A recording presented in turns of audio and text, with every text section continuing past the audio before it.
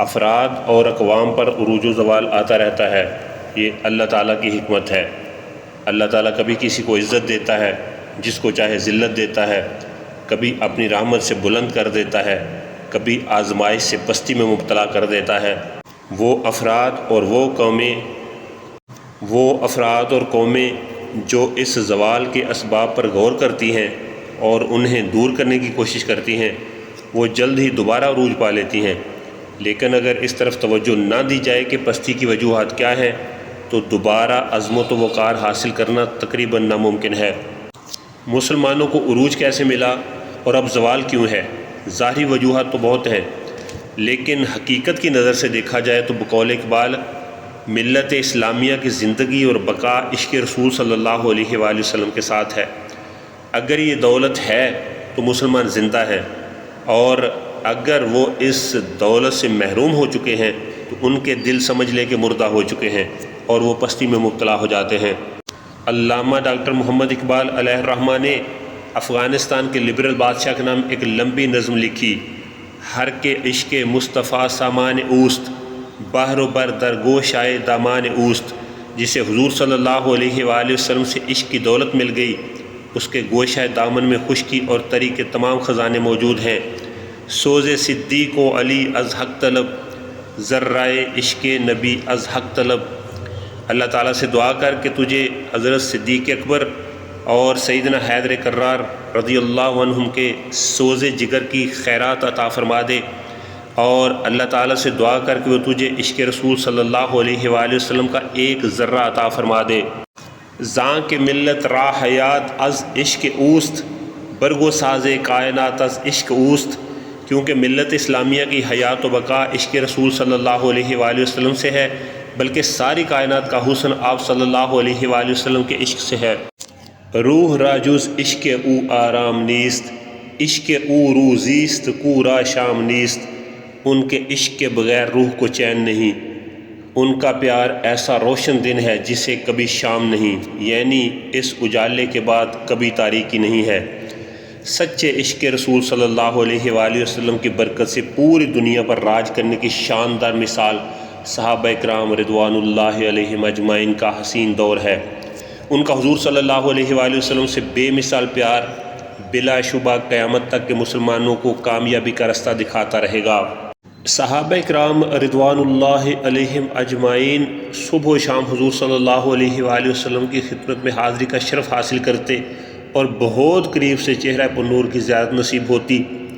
حضرت ابو معمر عبداللہ علیہ الرحمہ کہتے ہیں، ہم نے سیدنا خباب بن ارت رضی اللہ تعالیٰ عنہ سے پوچھا کہ یا رسول اللہ صلی اللہ علیہ وآلہ وسلم نماز ظہر اور عصر میں قرآن حکیم کی تلاوت فرماتے تھے؟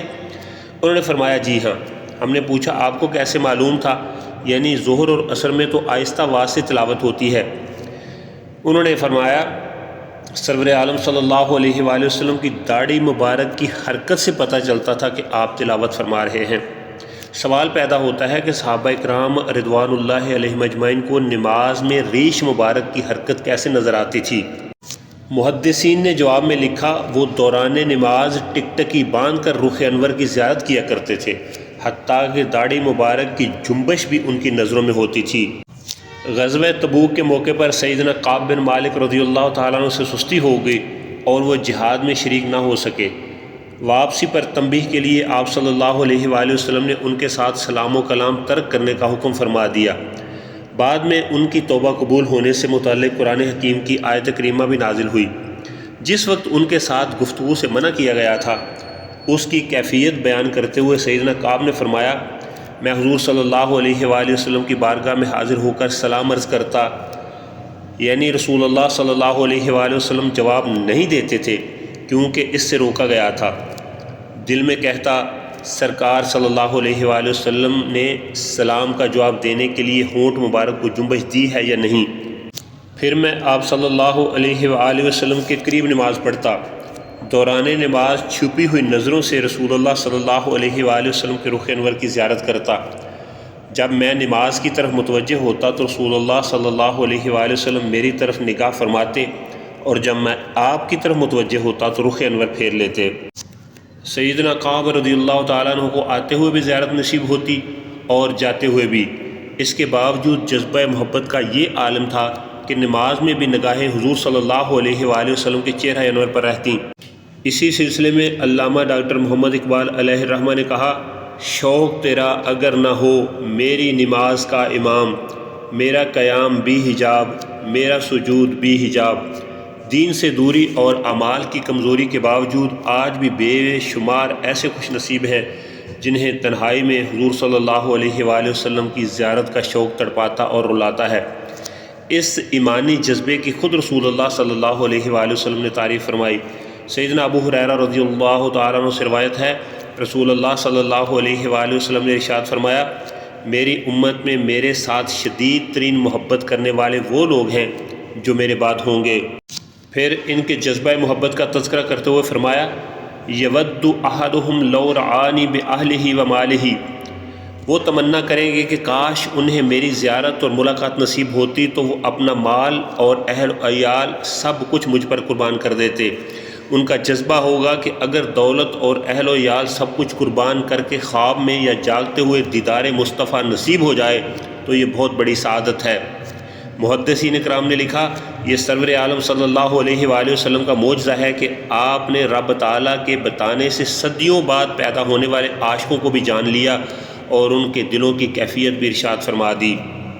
جس شخص کا یہ تصور پختہ ہو جائے کہ ایک دن اللہ تعالیٰ کی بارگاہ میں اور دربار مصطفی میں پیش ہونا ہے، اس کا ایمان بھی ترقی کرتا ہے اور اعمال بھی بہتر ہوتے جاتے ہیں۔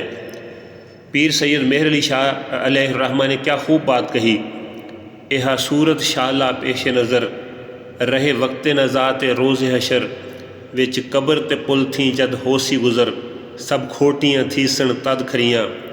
سیدنا سبحان رضی اللہ تعالیٰ عنہ کا جذبہ دیکھیے، یہ حضور صلی اللہ علیہ وآلہ وسلم کے آزاد کردہ غلام تھے۔ حضرت سیدنا سبحان رضی اللہ تعالیٰ عنہ کو آپ سے اس قدر شدید محبت تھی کہ دیدار کے بغیر انہیں چین نہیں آتا تھا۔ ایک روز وہ بارگاہ اقدس میں حاضر ہوئے تو ان کے چہرے کا رنگ بدلا ہوا تھا اور پریشانی کے آثار واضح تھے۔ رسول اللہ صلی اللہ علیہ وآلہ وسلم نے استفسار فرمایا، ما غیر لونک، یعنی تمہارا رنگ کیوں بدلا ہوا ہے؟ عرض کی، یا رسول اللہ صلی اللہ علیہ وآلہ وسلم، مجھے کوئی بیماری یا تکلیف نہیں ہے، البتہ جب آپ کی زیارت نہ ہو تو مجھے انتہائی وحشت اور پریشانی ہو جاتی ہے، حتیٰ کہ آپ کا دیدار کر کے چین ملتا ہے۔ مزید یہ کہا، جب میں آخرت کو یاد کرتا ہوں تو یہ خوف آتا ہے کہ کہیں آپ کے دیدار سے محروم نہ رہ جاؤں، کیونکہ آپ امام الانبیاء ہیں اور بلند ترین مقام پر ہوں گے۔ مجھے اللہ تعالیٰ نے جنت عطا فرمائی تو بھی آپ کے بلند مقام تک رسائی کہاں، اور جنت سے محروم رہا تو کبھی بھی آپ کا دیدار نہیں کر پاؤں گا۔ چنانچہ ان کے لیے اور دیگر جو حضور صلی اللہ علیہ وآلہ وسلم سے محبت کرنے والے لوگ ہیں، آپ کے عاشق ہیں، آپ کی اتباع اور اطاعت کرنے والے ہیں، ان کے لیے یہ آیت کریمہ نازل ہوئی، وَمَن يُطِعِ اللَّهَ وَالرَّسُولَ فَأُولَٰئِكَ مَعَ الَّذِينَ أَنْعَمَ اللَّهُ عَلَيْهِم مِّنَ النَّبِيِّينَ وَالصِّدِّيقِينَ وَالشُّهَدَاءِ وَالصَّالِحِينَ وَحَسُنَ أُولَٰئِكَ رَفِيقًا۔ جو اللہ تعالیٰ اور رسول کریم کا حکم مانے تو وہ ان لوگوں کے ساتھ ہوگا جن پر اللہ نے فضل فرمایا، یعنی انبیاء اور صدیقین اور شہداء اور صالحین، اور یہ کتنے اچھے ساتھی ہیں۔ نبی کریم صلی اللہ علیہ وآلہ وسلم کے وصال با کمال کے بعد سیدنا انس بن مالک رضی اللہ تعالیٰ عنہ کثرت سے آپ کو یاد کرتے۔ ایک دن فرمانے لگے، میں نے عنبر اور کستوری سمیت کوئی ایسی چیز نہیں سونگھی جس کی مہک رسول اللہ صلی اللہ علیہ وآلہ وسلم کی پاکیزہ خوشبو سے عمدہ ہو، اور میں نے موٹے اور باریک ریشم سمیت کوئی ایسی شے نہیں چھوئی جو آقا صلی اللہ علیہ وآلہ وسلم کے جسم مبارک سے زیادہ نرم ہو۔ آپ کا انداز محبت دیکھ کر حضرت ثابت رحمۃ اللہ علیہ کہنے لگے، آپ کی کیفیت تو ایسے ہے کہ گویا آپ اس وقت حضور صلی اللہ علیہ وآلہ وسلم کو دیکھ رہے ہیں اور آپ کی مبارک آواز سن رہے ہیں۔ سیدنا انس رضی اللہ تعالیٰ عنہ نے فرمایا، کیوں نہیں، یہی کیفیت ہے۔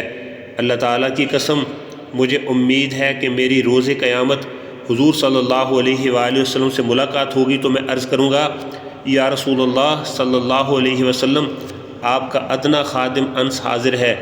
مزید فرماتے ہیں، یعنی مجھے یہ اعزاز حاصل ہے کہ میں نے بچپن میں 10 سال مدینہ منورہ کی پر نور فضاؤں میں رہتے ہوئے رسول اللہ صلی اللہ علیہ وآلہ وسلم کی خدمت کی ہے۔